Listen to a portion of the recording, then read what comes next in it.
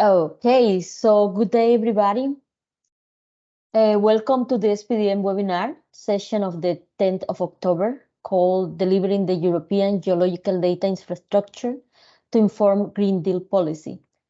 This session will be presented by Dr. Julie Hollis, Secretary General of EuroGeoSurveys. I'm Patricia Herrera Torres, a board member of SPDM. I will be your moderator facilitator for today together with Tracy Dancy. Before we dive into the presentation, let me remind you of a few things. SPDM is a non-for-profit professional member society. You can find more information on our website or feel free to ask us during our networking sessions. One of the sessions will be held at the end of this webinar. This session will be recorded and the recording will be made available to the SPDM members in the members area or the website of the conference or of this webinar. Registered participants will also receive the recordings and slides. Your microphone will be muted during the session. This presentation will take around 30 minutes, followed by 15 minutes of Q&A. But it's quite flexible because we have time actually to ask a lot of questions, etc. Please submit your question in the Q&A section, but if you have problems to do that, you can also do it in the comments, okay? We will be monitoring that. And before we go into the presentation, let me introduce our presenter, Dr. Julie Hollis. As I said, she's the Secretary General of EuroGeoSurveys, a not-profit association representing 37 geological surveys of Europe. EuroGeoSurveys bridges the geoscience policy gap at European level, delivering expert scientific data and advice to support the green transition and building a strategic partnership with Europe and with international partners, particularly in Africa and Latin America. Dr. Julie has a PhD in geology and a Master on Science, Communication and Public Engagement from the University of Edinburgh, and more than 20 years of experience in research and senior management roles in geological service organizations and related ministries in Australia, Denmark, and Greenland. So the presentation of today is Delivering the European Geological Data Infrastructure to Inform Green Deal Policy. Dr. Julie, the floor is yours. Thank you very much. Can you hear me okay? Yes. Perfect. I will just share some slides.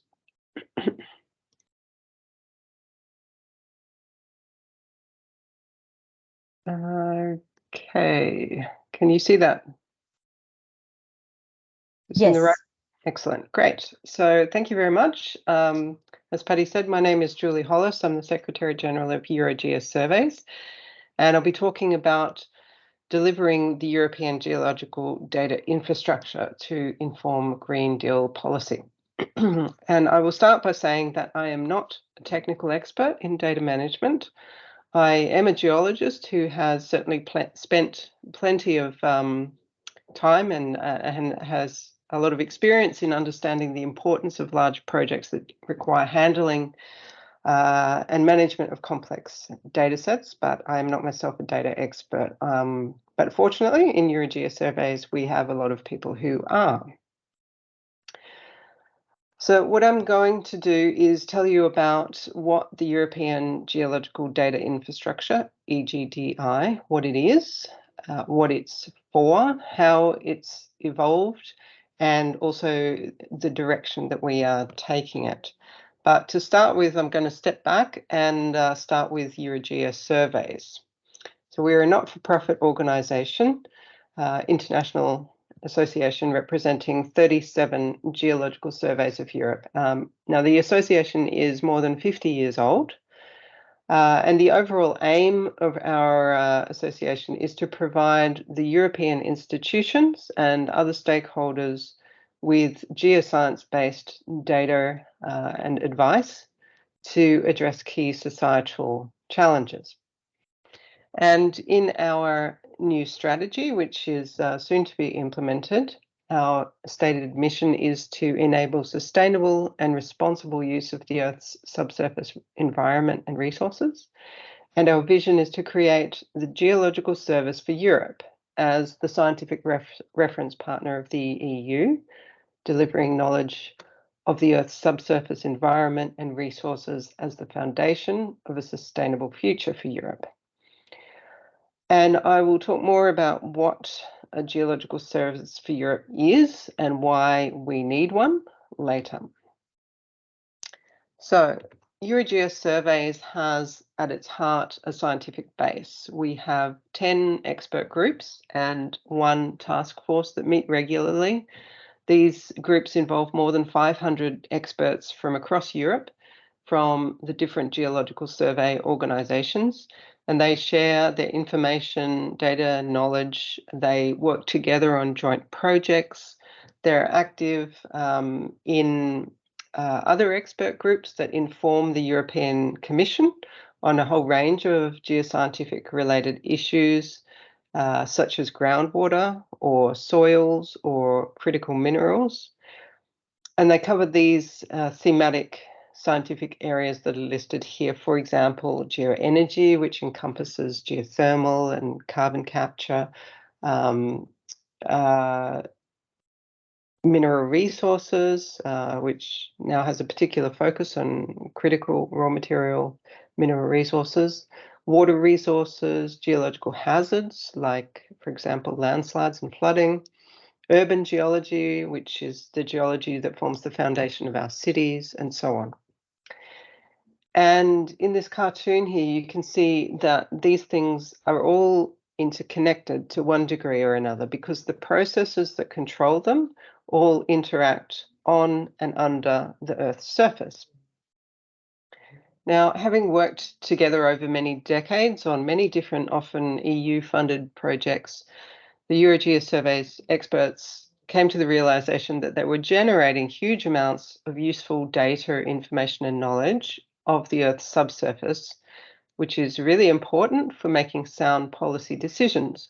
But most of those projects were maybe 2 or 3 or 4 years in duration, and after that, there was no money or resources for continuing to make those results available.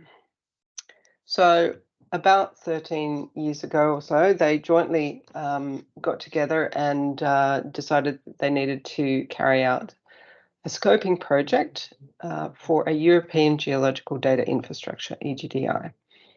The idea was that they would set up the framework for a digital infrastructure that could basically vacuum up all of these project results, which for some applications were interrelated because, as I mentioned, the processes that control, for example, mineral deposit formation or movement of groundwater or flooding and landslides or soil composition are all to some degree interconnected because they form a part of this whole Earth system.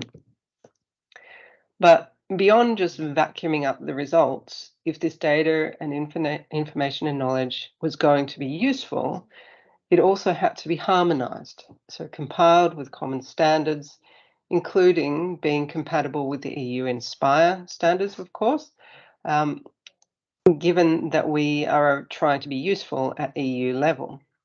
So the results had to be able to be directly compared across different regions, and therefore the data provided through these projects and also potentially data directly provided from the national geological surveys as well had to be, because all of the surveys have their own data collection and management systems too, all had to be mapped across to EGDI using common standards. And throughout, this effort has been driven by EuroGeoSurveys Spatial Information Expert Group. And so this really got underway during the GeoEra program, which was a Commission co-funded program addressing a suite of projects gathering data and information on minerals, energy, and water, and all delivered through the EGDI, which was developed also as a part of GeoEra and first launched in 2016. And now EGDI forms the basis of the delivery of data through our successor project, the Geological Service for Europe project, which is a 5-year coordination and support action, which addresses the topics of raw materials, with a focus on critical raw materials, geoenergy resources, groundwater resources, coastal zone vulnerability and wind farm siting, and the framework for harmonized baseline geological maps and models that are required to understand all of these kinds of data. And at the heart of all of this was and is further development of the EGDI to support and deliver the data, information and knowledge. The Geological Service for Europe project started in 2022, last year, and it runs until 2027. With 48 partners from 35 countries, it involves almost all of the geological surveys of Europe and some other academic partners. And the primary objective of the whole project is to build the framework for a sustainably funded geological service for Europe. So this is all built around this idea of a geological service. Well, what is that? And why do we need it? And to address those questions, I'm going to go back again to this cartoon, in which I explained the interconnected nature of many of the processes that operate in and or on and beneath the earth, and that control, for example, the quantity and quality of our drinking and agricultural water, the frequency and intensity of flooding or drought, the occurrence of landslides, the sources of energy that we have available, and most notably now, of course, with a big focus on renewable energies such as geothermal, the availability and suitability of subsurface storage space for permanently storing carbon dioxide, the availability and identification of new critical raw materials deposits that we need to make batteries for electric cars or wind turbines and so on. And it's crucial that we're doing our best to address these things, all of them now. And why? Because according to recent research, we are already operating beyond the safe operating space for 6 out of 9 of the planetary boundaries, the limit of sustainable human interaction with the Earth, including fresh water, for example.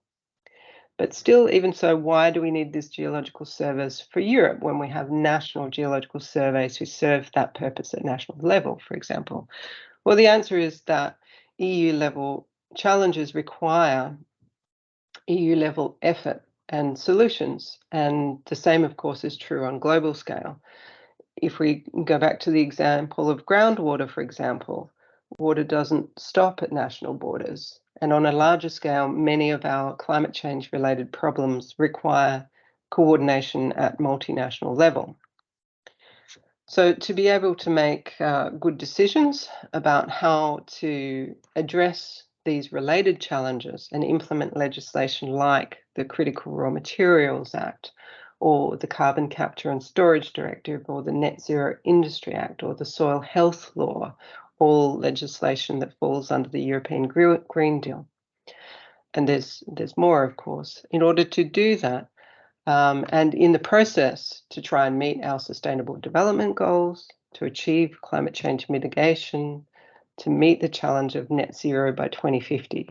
To do all of that, we have to connect the high quality, up-to-date data, information and knowledge of all of these different aspects of the whole Earth system, in our case on EU level, to be able to prioritize what we need to do, where and when. And this is why we're working hard on building a centralized geological data infrastructure so that it is possible to source high quality, up-to-date, harmonized data from a common open platform that serves policy-related needs. To give you a look at the current EGDI, this is the map viewer part. For example, it looks like this. This particular view shows critical raw material data for Europe. This is the data sets and also the infrastructure itself is all very much under continued development through the project.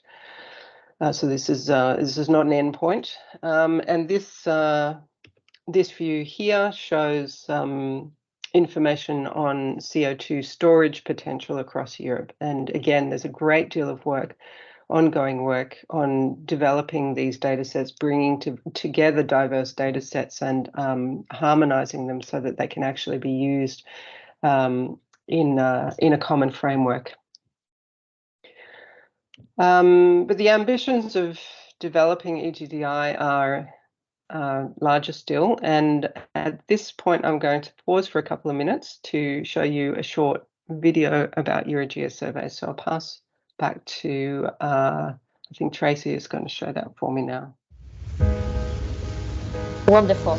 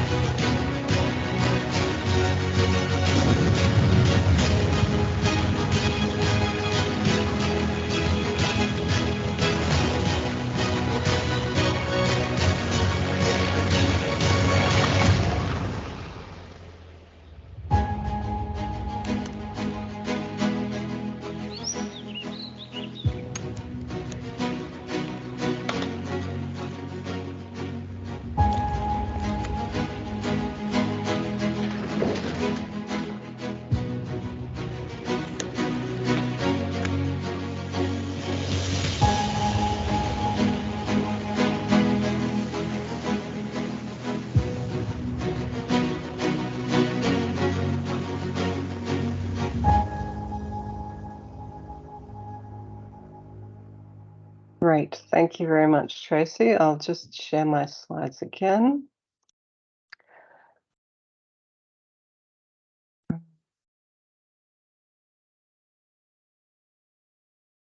Should be in presentation mode again. So why did I show you that nice little video about EuroGeoSurveys? Well, the point is that we recognize that the job doesn't stop once we deliver data sets, even if they're up to date and harmonized, because to transform data into information and then knowledge, you need people and networks of people, the experts who actually create meaning from the data and then hopefully also translate that meaning to societal relevance when they communicate with policymakers.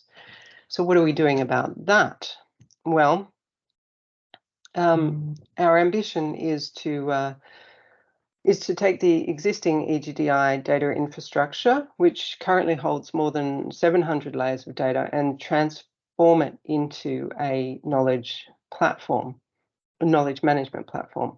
So our starting point, the data hub, it already consists of a web GIS, a general free text search system, document repository, vocabularies, e-learning tools, and comprehensive metadata.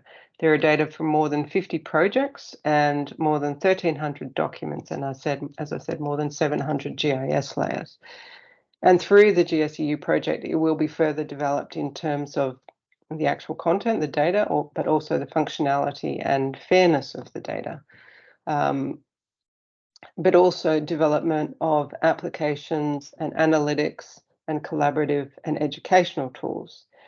And in regard to people, it will also facilitate networking of the expert communities that we need to actually create meaning from this data. The ambition is to build the framework for all of this into EGDI and make it user-focused and policy relevant so that it will in fact be used. For that reason, we're spending a lot of effort on this part of the diagram on the right-hand side, stakeholder engagement, and particularly trying to engage at policy level to understand what data policymakers need and how they want to use it. But it's not just about policymakers. Also, it's about a wide range of stakeholders that we want to reach. We want to design the EGDI to be a platform that will be used and useful.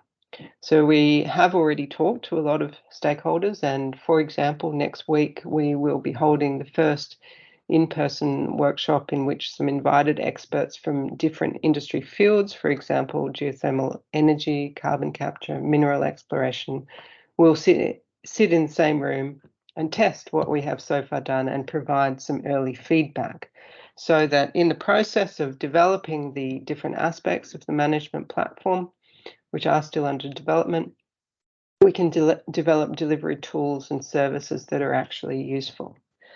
And ultimately, what we aim to do is take us from this starting point at the top of interoperable geological data on energy, minerals, water, earth observation, the built environment, and so on. Take all of this and take it all the way through to providing effective decision support information.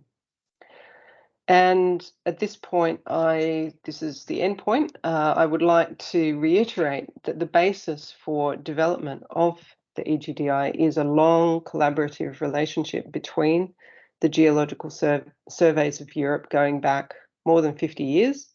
And despite all of the differences in organizational agendas and mandates and funding, we have a common understanding that fair data, harmonized at European scale, is necessary to deliver geoscience data to inform policy.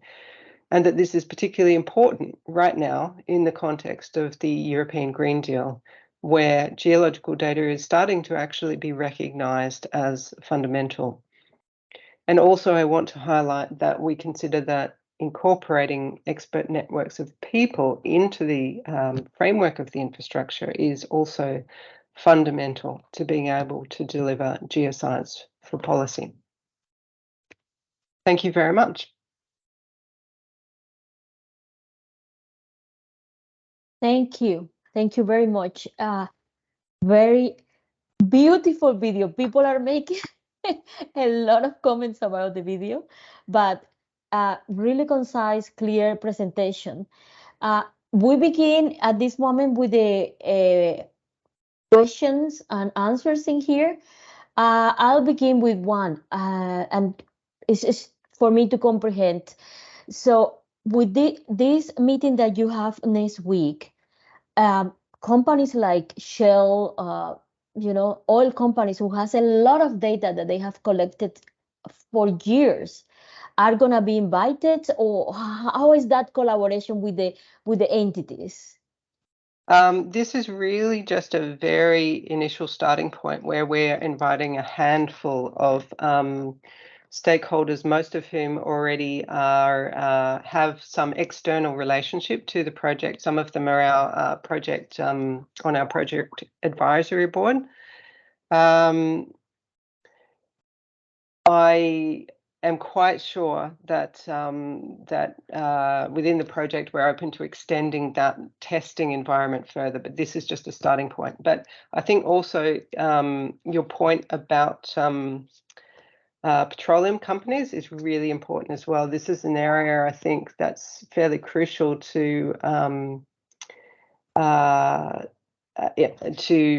try to bring some of that data into the broader sphere and make it available, because it is relevant to other fields other than oil and gas exploration, particularly in relation to geological storage.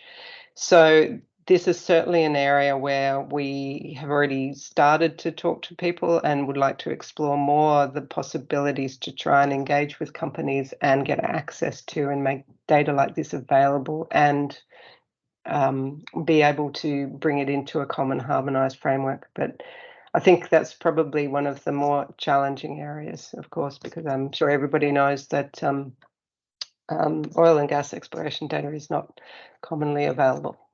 Yes, is it okay if I just comment on that? Because we recently did a stakeholder mapping activity for the project, and we didn't get any engagement at that level from oil and gas. So it has highlighted to us that we're not doing enough to engage with that particular area, and I'm afraid that partly falls on me to do. So yes, we are conscious of that, Patty, and it is something that we definitely want to improve on.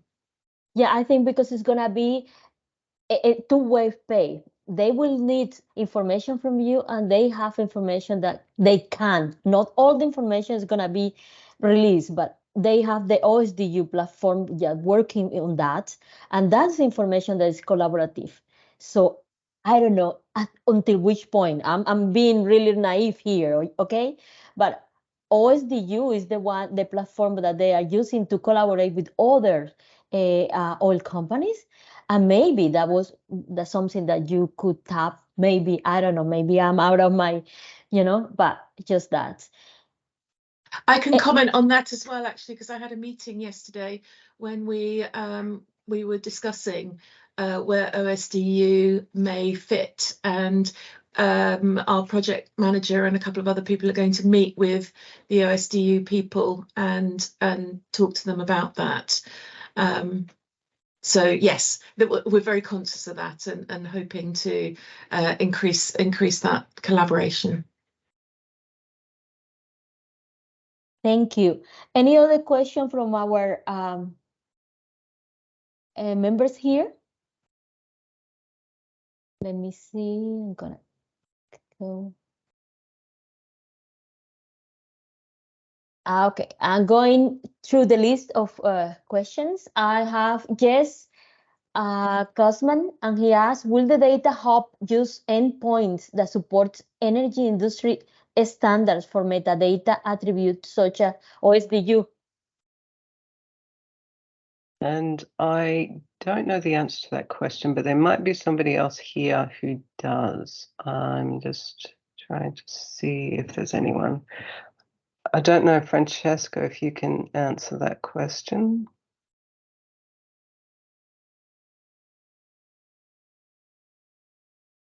I'm not sure he's listening. Okay. Will the data hub use endpoints that support energy industry standard for metadata attributes such as OSDU?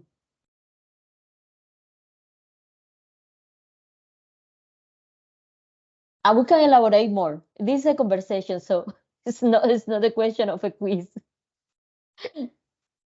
Yeah, I'm not sure whether we can answer that at the moment, but we can certainly come back and respond later. And it's related precisely to the question that I asked before, because if OSDU, I'm not sure I understand your point. Francesco, what happened is the following, Francesco. The oil companies have now a platform which is called OSDU. They are trying to collaborate, and they are going to put certain data in that platform. For example, well data. They are going to do geochemistry, etc. Obviously, they are following the standards that it has to be with the standard society, you see, and they are also trying to figure it out how to call a well, for example. And that's important if you are going to have a knowledge base that you know about this platform, because the communication and collaboration later on is going to be far easier than trying to read something that is in one format and trying to, transform that in another format. So that's what the question means. And if you are there and you want to elaborate a little bit more about the question, it will be good that you turn on the mic. Patricia, now it's more clear. No, I definitely had a chat as well with the OSDU people. Well, first, I have the feeling that we are really still quite far to actually have a platform. So far is, I mean, we have a lot of good chats, and the idea is great. We extremely support the standardization and plan, also because it will be way easier, for example, to create geological maps with a pan-European level if there are clear guidelines for standards, metadata, scientific vocabularies, etc. We'll be in touch with them once their work progress a little bit more that it is now, absolutely. And in the GSEU, we also have two important activities that are related to this. One is about, for example, the UNFC classification. I know it's not strictly about standards, but is also about classifying projects that are relating to a certain topic. So we are working closely with UNECE about the critical material part for the UNFC code. And we also want to expand it to support UNSC to the expansion also toward the geoenergy and groundwater project, for example.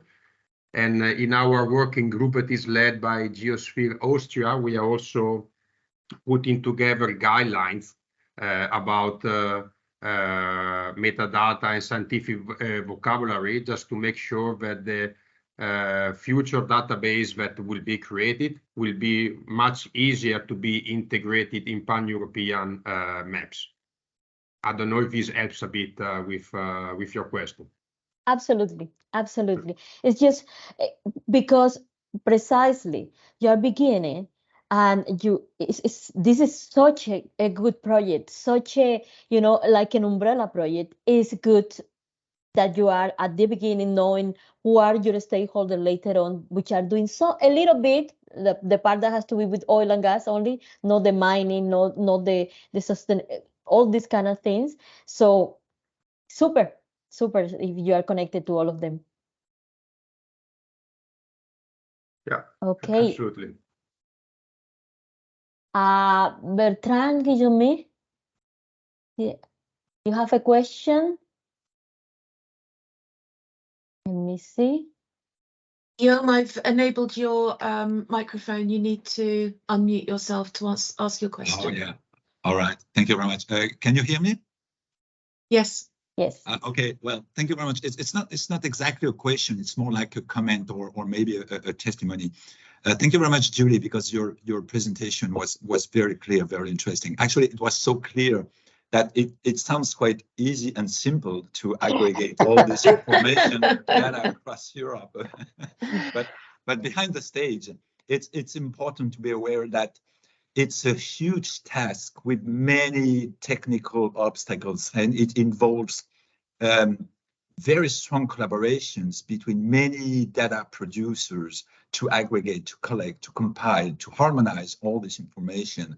And I think well, personally, I'm very grateful to EuroGeoSurveys, because it requires the leading of such an institution to bring together all these experts and data producers and data providers. And I think there is not that many organizations that are able to do that. I think it's important to highlight this. So thank you very much, Julie, and thank you very much to EuroGeoSurveys. Thank you, Guillaume. Yes, absolutely. I'm sorry if I gave the impression that it was easy. It's clearly a monumental task.